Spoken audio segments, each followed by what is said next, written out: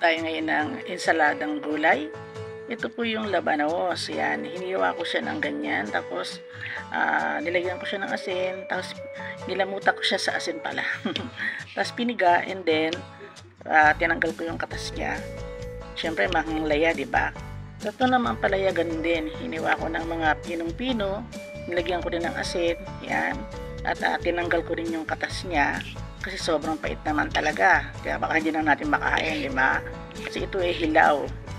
Yan. So, sunod naman, ito naman yung pipino. Ito, hindi natin nilagyan ng asin. Wala akong nilagay dyan, kundi tinanggal ko lang na yung sa gitna, yung mga buto. At ganyan din ang hiwa niya, pahaba ng konti. Kaya isang pipino to. At, habang ginagawa ko nga to, gumangalot ako ng paisa-isa. Alam niyo naman ang pipino, masyadong nutritious. Kaya madelicious, nutritious, lahat na. Napakaganda ng pipino sa katawan ng tao, diba? And then, ito naman yung ating kamatis. Kuha mo nga ang kamatis ngayon, mura na. 3 kamatis bali yan. So, yan, tinanggal ko yung mga buto-buto. And then, hiniwa ko siya ng ganyang pino. Yan. Pinuhin lang natin. Huwag nyung lalagyan ng asin.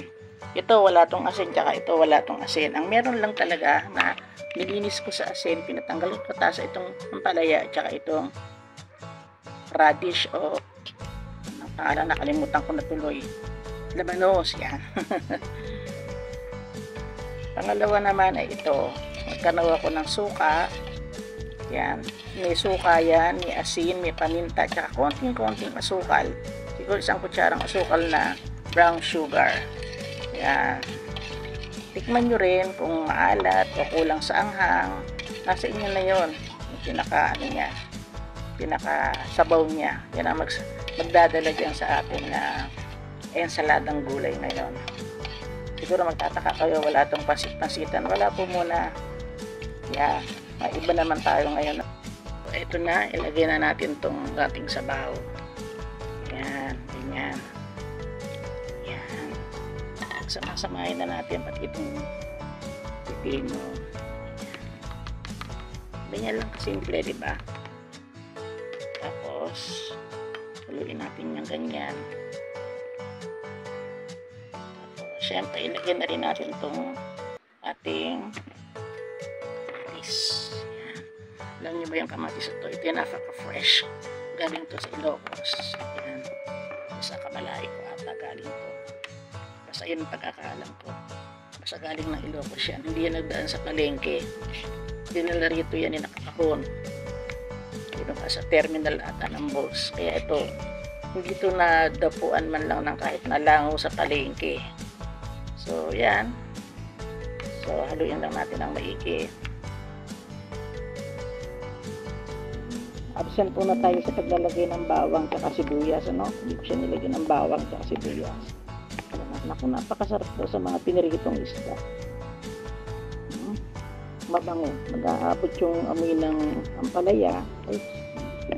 Ay, yung sarap-sarap na, no? Saan ka pa? Diba? Ganyan lang. Simpleng naman ang ensalada. Thank you nga pala sa aking anak. Si Raymond, siya ang magturo sa akin ito. Ito ay halos dala niya to. Dala niya lahat yan. Ang rin niya lang din nila dyan yung kamatis. At shoutout nga pala sa aking mga BFF family. Special ito Miss Dana. Dana si Angel, Jumana. Diyan Kamama. At saka si Taslima. Yeah. Si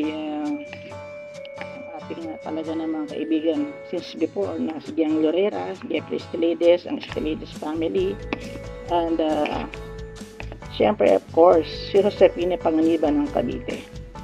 So thank you very much sa iba nating BFF family na mga sobrang busy. Extend the regards to all of you. Wow, sarap na, diba? So ilagay naman natin itong final, the lettuce. Diba?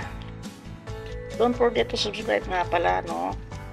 Please like, share, and leave a comment para naman malaman ko kung okay sa inyo atong aking pinagagagawa. Ayan. Thank you for watching. See you on my next vlog. Bye-bye!